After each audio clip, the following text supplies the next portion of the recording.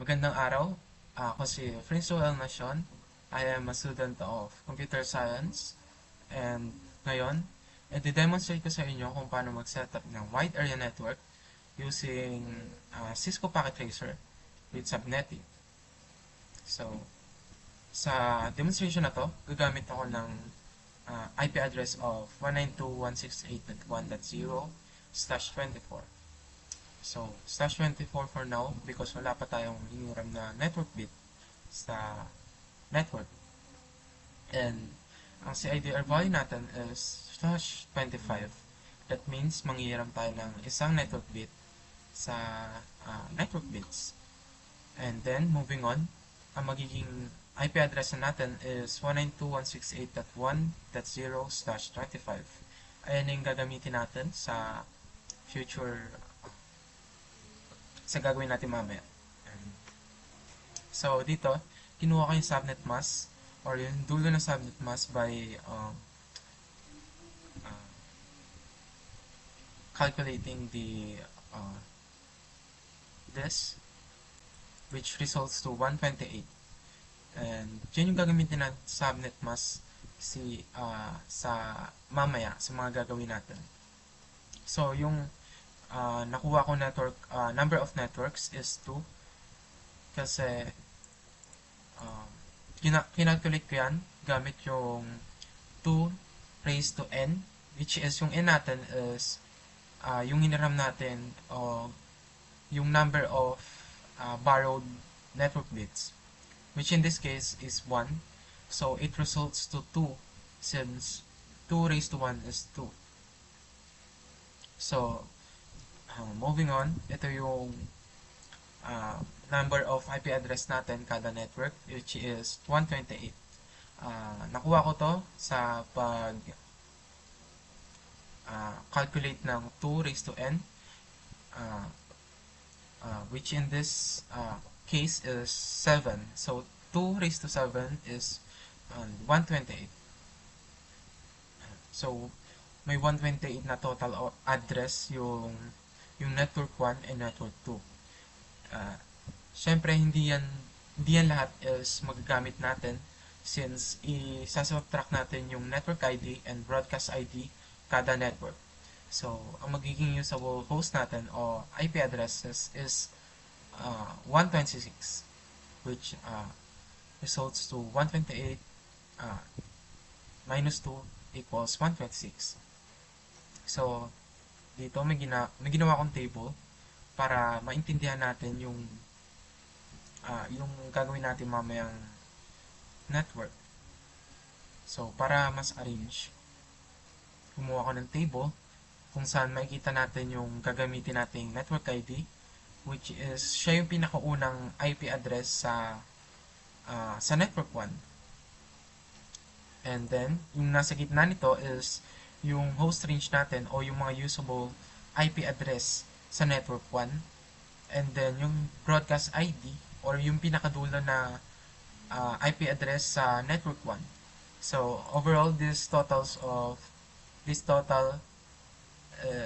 equals to 128. So, 128 po lahat. So, same lang din ng sa network 2, which is yung pinakauna is mapupunta sa network ID, then yung nasa gitna is ito yung magiging usable na IP address natin na magagamit mamaya. And then yung broadcast ID or yung pinakadulong IP address is mapupunta sa broadcast ID, which is yung pinakadulong IP address. So, moving on, dito na ako sa Cisco Packet Tracer, and then may sinetup na akong mga text na makakatulong sa atin para hindi na tayo pabalik-balik sa Excel. Ito po yung IP address, subnet mask, and then yung network 1 natin, and then yung network 2. So, meron na akong network 1, which is yung router 1 natin, and then network 2, which is yung router 2 natin. So, ngayon, i-connect ko sila gamit yung serial DCE. Then,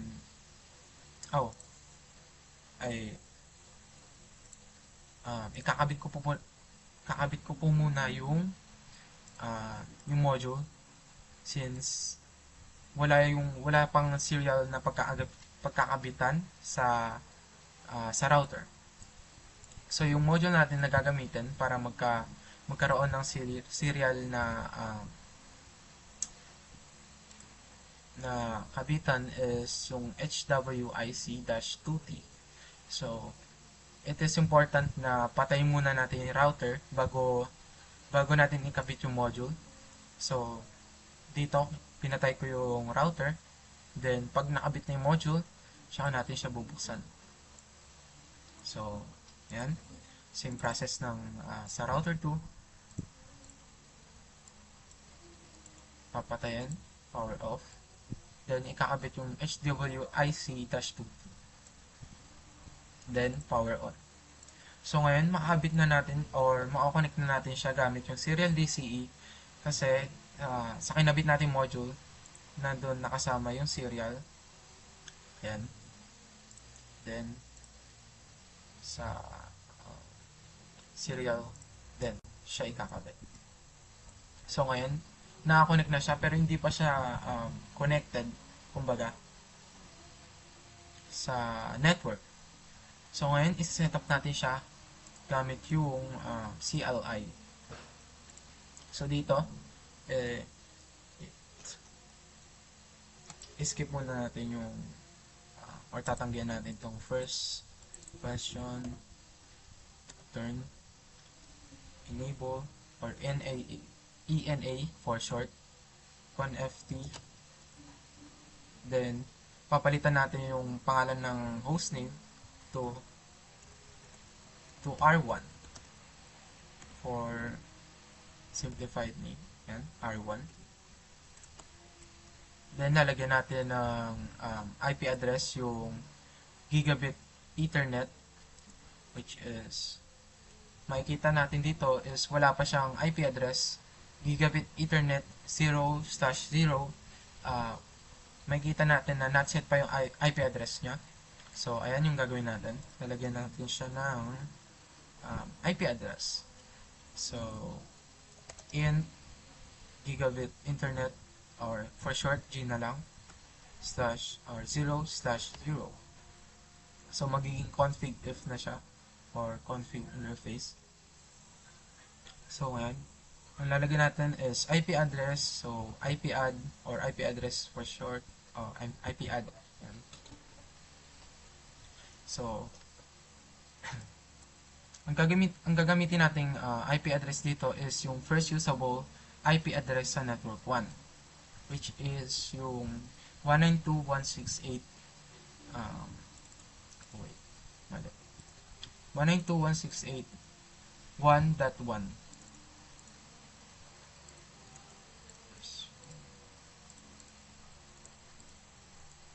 Ayan.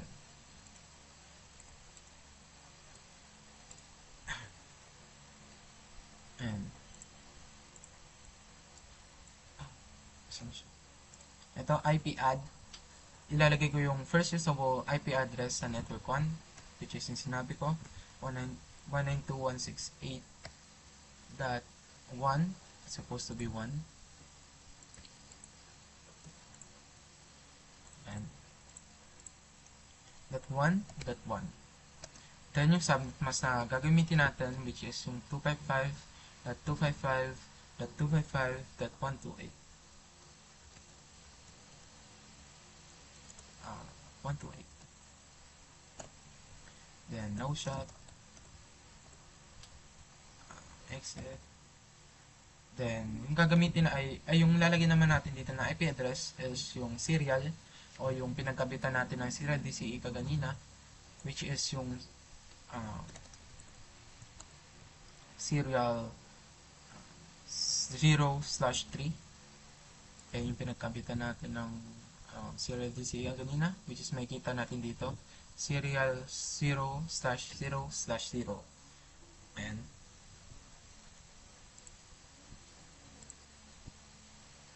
So, for short, S na lang, then 0/3/0. So, ayan, pumasok na tayo sa config if. Kaya lalagyan na natin siya ng IP address, which in this case is 10.0.0.1. Yun yung pinaka first usable IP address sa serial natin. So, nakuha ko to sa paghiram ng 6 bits, which sums up to 252. Yun yung magagamit natin sa subnet mask. So first, 255. Ito yung subnet mask ng serial interface. 255.255.255.252. Yan. And then, lalagyan natin siya ng clock rate since siya yung pinanggalingan ng connection. The default is 64,000. So, no shot and exit. Write memory, which for short is write. So, that should be okay for now. And then moving on, dito naman tayo sa router 2 o network 2 natin. Same process lang din kaganina, which is enable hostname. Papalitan natin siya to R2, router 2. So yan. And yung first una natin lalagyan ng IP address is yung gigabit internet niya. So in G 0/0. Then, pag napasok na tayo sa config if, lalagyan natin siya ng IP address, which is yung first usable na IP address sa network 2. In this case, it's 192.168.1.129. So, ayun yung ilalagay natin. 168.1.129. And then, yung subnet mask is 255.255.128. Okay.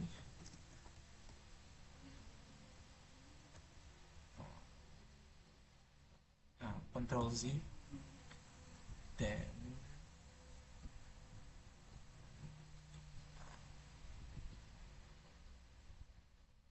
conf.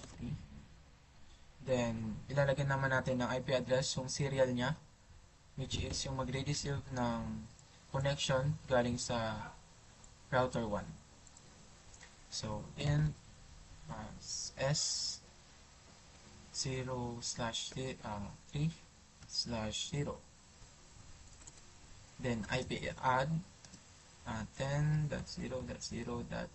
Yung next usable na IP address is 2. Then, yung subnet mask na ginamit natin kaganina, which is the same sa serial sa network 1. So, 255.255.252. So, ayan. Wala siyang clock rate since hindi naman siya nagsisend or hindi siya pinanggagalingan ng connection. So, in this case, no shot na lang. Then, right. Okay.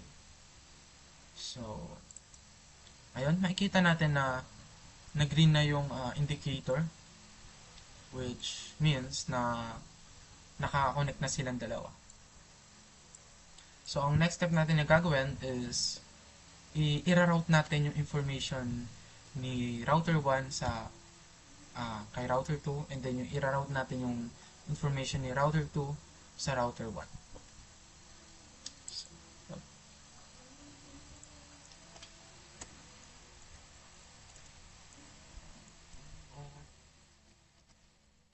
route 192.168 ano nga ba? 129.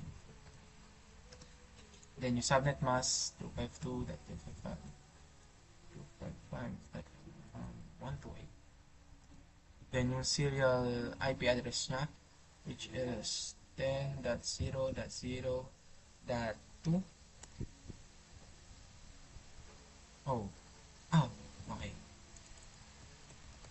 on FTP. Okay.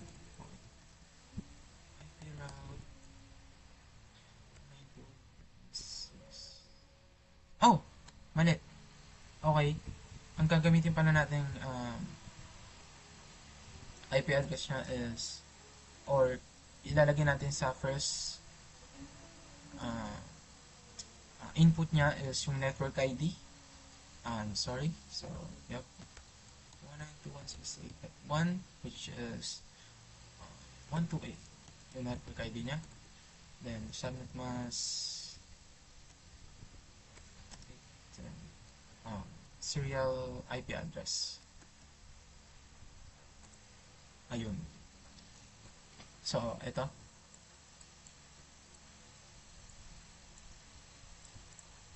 So, gagawin natin yung same process, pero ang ibibigay naman nating information sa router 2 is yung information ng router 1.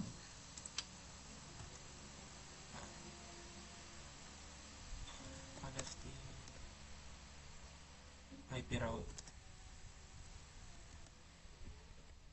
Yung first input is yung network ID, which is 192.168.1.0. So, lagyan natin. Then, yung subnet mask 128. Then, yung IP address ng serial, which is 0.0.1. Ayun. So, it should be good. So, ngayon, ang next step natin na gagawin is maglagay ng switch. Ang gagawin natin switch, ang gagamitin natin switch is 2960, which is here. Wait. I-rename natin siya switch 1. Then same, lalagyan natin ng switch yung router 2. S1, 2.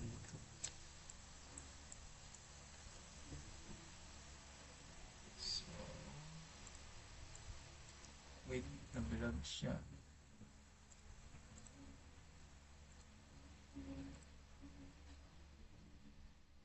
And so, okay. Nabilag siya. So, ipoconnect natin to gamit yung copper straight through gigabit ethernet. Ito yung pinaglagyan natin na IP address kanina. So, siya yung gagamitin natin pang connect sa switch. So, ito. Ang paglalagay natin dito is fast ethernet.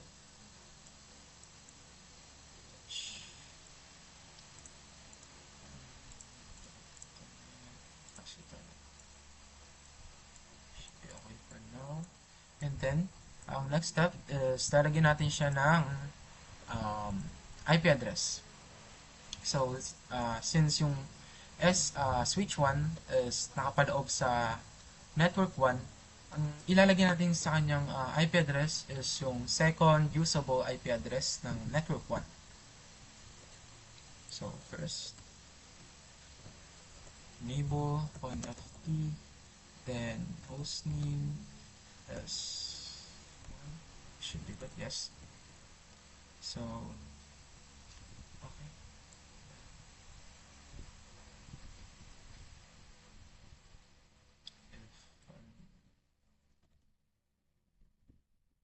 Yep.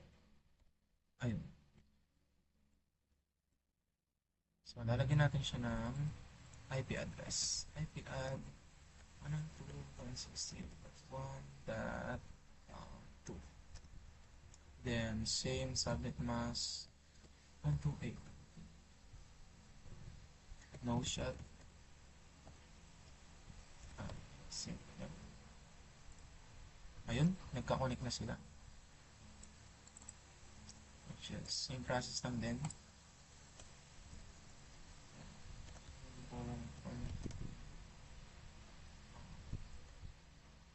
Switch, then hostname to SW2, then and VLAN 1, and then lalagyan natin siya ng second usable IP address sa network 2. 19.6.130 in this case.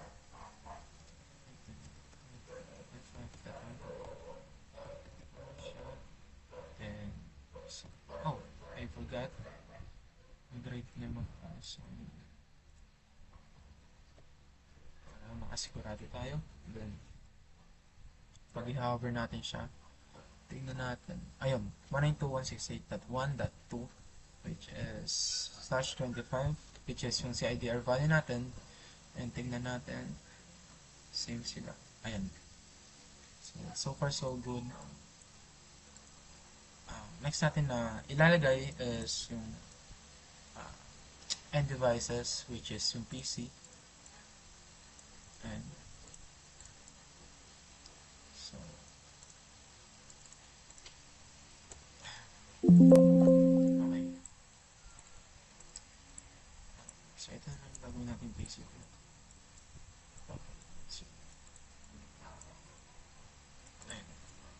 So same connection, cover straight through. If I'm not mistaken, ang ikakabit natin sa kanya is Gigabit Ethernet, then Fast Ethernet.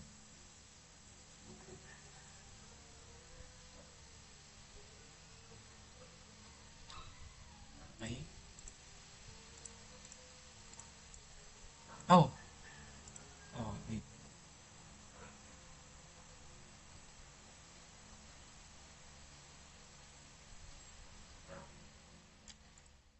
Yeah, wait. So, and then, lalagyan din siya ng IP address, which is dito, gagamitin natin yung IP configuration sa desktop. This is static, so IB4, dito natin ilalagay yung IP address niya, which is yung third usable IP address sa network 1.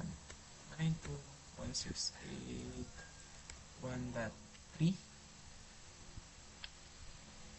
Yes. 128. Then yung IP address ng ng router natin, which is 192.168.1.1. So mamaya titignan natin kung may mali ba sa ginawa natin by pinging it or ping. So same process, 192.168.1.131.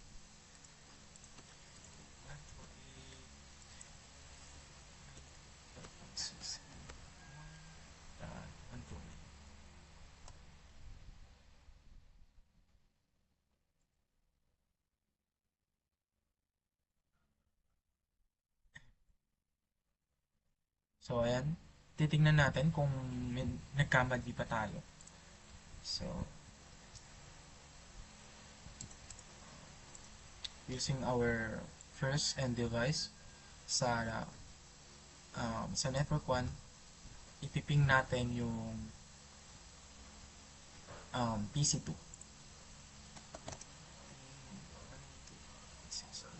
1.131.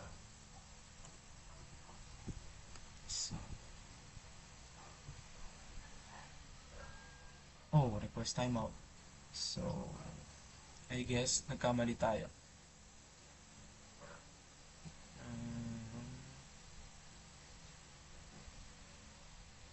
Okay. So, lahat sila nag-timeout. Which is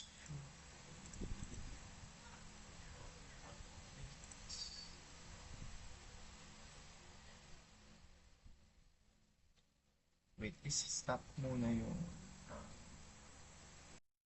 so ayun, welcome back. So, nahanap ko na yung mali ko kanina, which is kinabit ko yung sa gigabit internet, which is dapat is nasa fast ethernet siya nakakabit, and to fast ethernet yan. So, wala na bago sa PC natin, same pa rin siya tulad na kanina. So 131 pa din, and 0.3 pa din. So ayun, ito lang yung babaguhin natin, which is fast ethernet. And minake sure ko rin na naka-connect yung copper straight through sa gigabit Ethernet sa router, then fast Ethernet sa switch. So, minake sure po. So, ayan, tingnan natin. Yep. Setup. Tatry na ulit natin i-ping yung network 2, which is 192.168.1.129.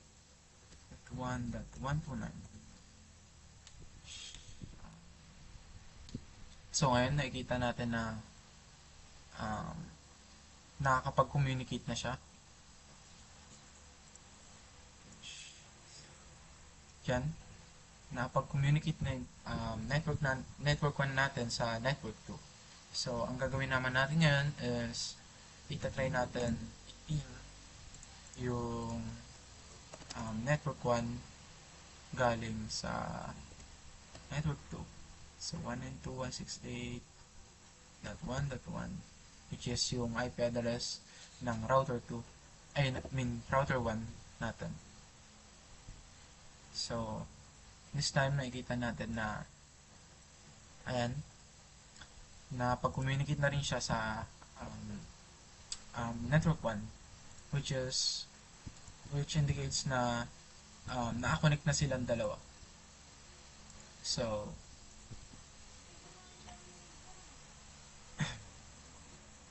to summarize, we connected two network in this setup, which is wide area network, but in this case we only connected two network, two switches and one NPCs or end users each network. So ayun, nagkaroon lang ng problema sa pagka-connect ng switch to PC kaganina, pero na-solusyon na agad natin. So, okay. So, ayun. Ito yung mga calculation na ginawa ko, which is para ma-verify ko is gumamit rin ako ng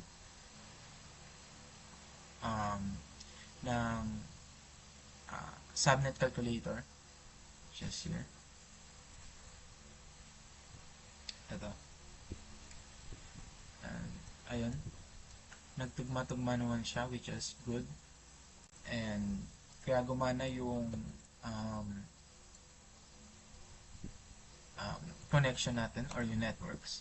So, ayun. Sana may natutunan kayo sa video na to, and salamat. Goodbye.